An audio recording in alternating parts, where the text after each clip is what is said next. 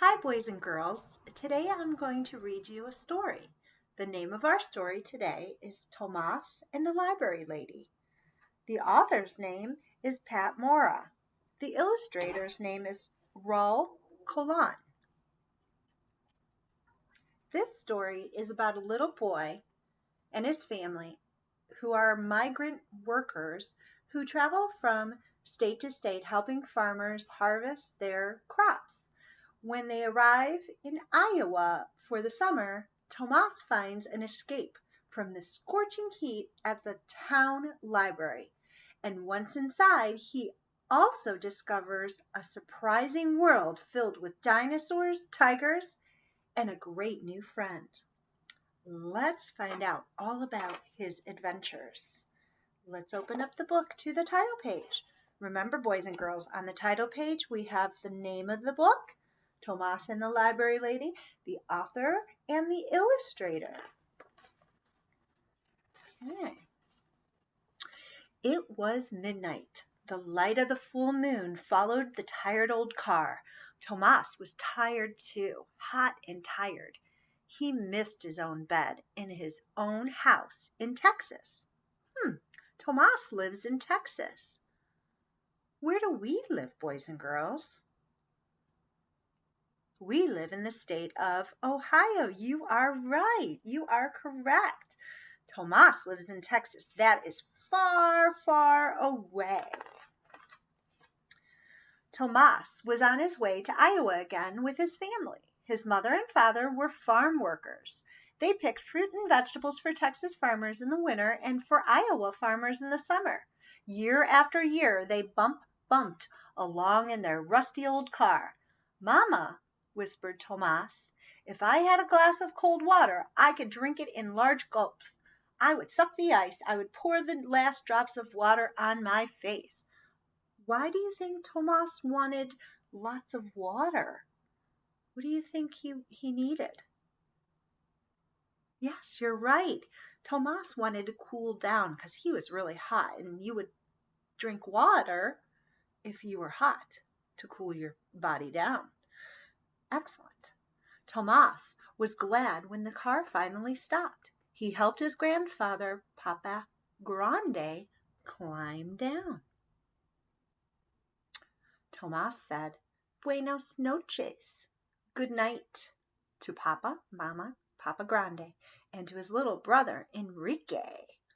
He curled up on the cot in the small house that his family shared with the other workers.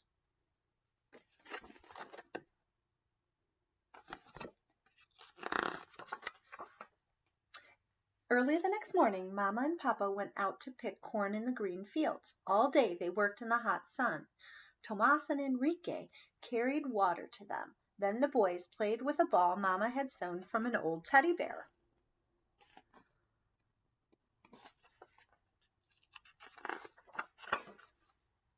When they got hot, they sat under a tree with Papa Grande. Tell us the story about the man in the forest, said Tomas. Tomas liked to listen to Papa Grande tell stories in Spanish. Papa Grande was the best storyteller in the family. Once upon a time, on a windy night, a man was riding a horse through the forest. The wind was howling, whoo, and the leaves were blowing, whoosh, whoosh. All of a sudden, something grabbed the man. He couldn't move. He was too scared to look around. All night long, he wanted to ride away, but he couldn't. How the wind howled, whoo, how the leaves blew, how his teeth chattered. When your teeth are chattering, you must be really cold. Finally, the sun came up. Slowly, the man turned around. And who do you think was holding him? Tomas smiled and said, A thorny tree. Papa Grande laughed. Tomas, you know all my stories, he said. There are many more in the library. You are big enough to go by yourself. Then you can teach us some new stories.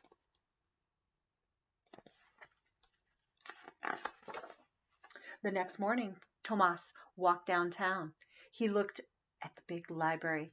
Its tall windows were like eyes glaring at him. Tomas walked around and around the big building. He saw children coming out carrying books. Slowly he started climbing up the steps.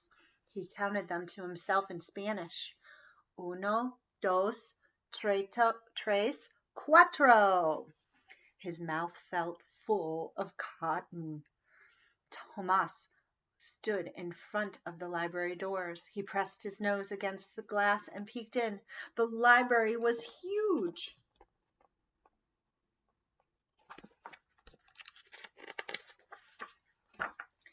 A hand tapped his shoulder. Tomas jumped. A tall lady looked down at him. "It's a hot day," she said. "Come on inside and have a drink of water."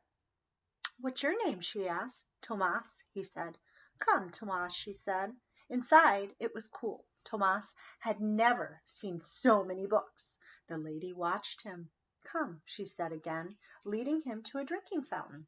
"First some water, then I will bring books to this table for you. What would you like to read about?" "Tigers, dinosaurs," said Tomas. Tomas drank the cold water. He looked at the tall ceiling. He looked at the books around the room. He watched the lady take some books from the shelves and bring them to the table. "This chair is for you, Tomas," she said. Tomas sat down. Then very carefully he took a book from the pile and opened it. Who do you think this lady is that works at the library? We know someone who works at the library that comes to our school and reads us stories. Do you remember her name? Yes, it's Miss Anne, the librarian. Tomas saw dinosaurs bending their long necks to lap shiny water. He heard the cries of a wild snake bird. He felt the warm neck of the dinosaur as he held on tight for a ride. Tomas forgot about the library lady. He forgot about Iowa, and he forgot about Texas.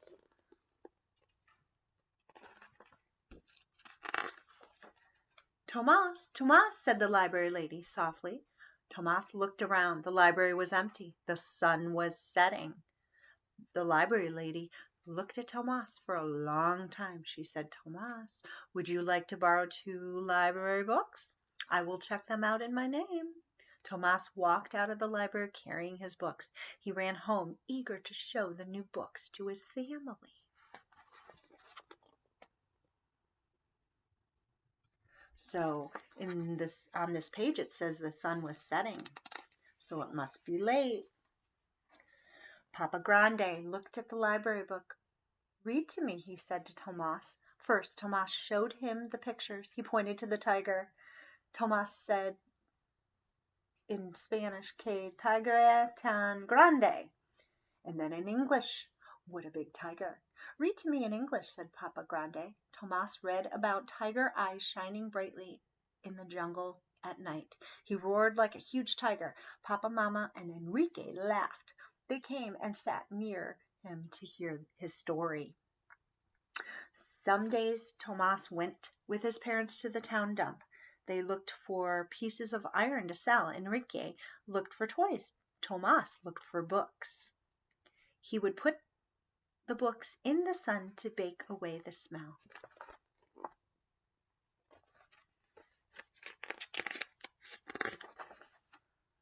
All summer, whenever he could, Tomas went to the library. The library lady would say, "First a drink of water and then some new books." On quiet days, the library lady said, "Come to my desk and read to me, Tomas." Then she would say, "Please teach me some new words in Spanish." Tomas would smile. He liked being the teacher. The library lady pointed to a book. "Book is libro," said Tomas. "Libro," said the library lady. "Pájaro," said Thomas, flapping his arms. The library lady laughed. "Bird," she said.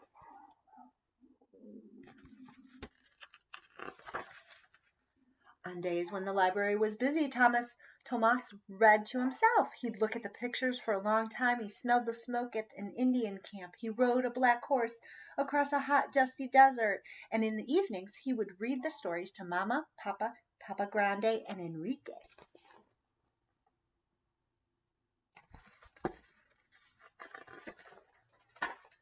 One August afternoon, Tomas brought Papa Grande to the library. The library lady said, "Buenos tardes, señor." Tomas smiled. He had taught the library lady how to say "Good afternoon, sir," in Spanish. "Buenas tardes, señora," Papa Grande replied. Softly, Tomas said, "I have a sad word to teach you today. The word is adios. It means goodbye." Tomas was going back to Texas. He would miss this quiet place, the cool water, the many books. He would miss the library lady. "My mother sent this to thank you," said Tomas, handing her a small package. "It is pan dulce sweetbread. My mother makes the best pan dulce in Texas." The library lady said, "How nice, how very nice." "Gracias, Tomas." "Thank you." She gave Tomas a big hug.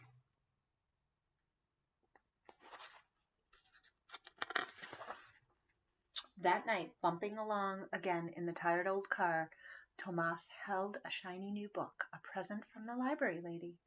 Papa Grande smiled and said, "More stories for the new storyteller."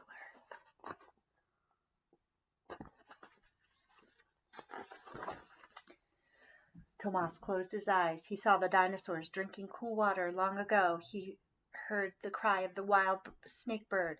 He felt the warm neck of the dinosaur as he held on tight for a bumpy ride.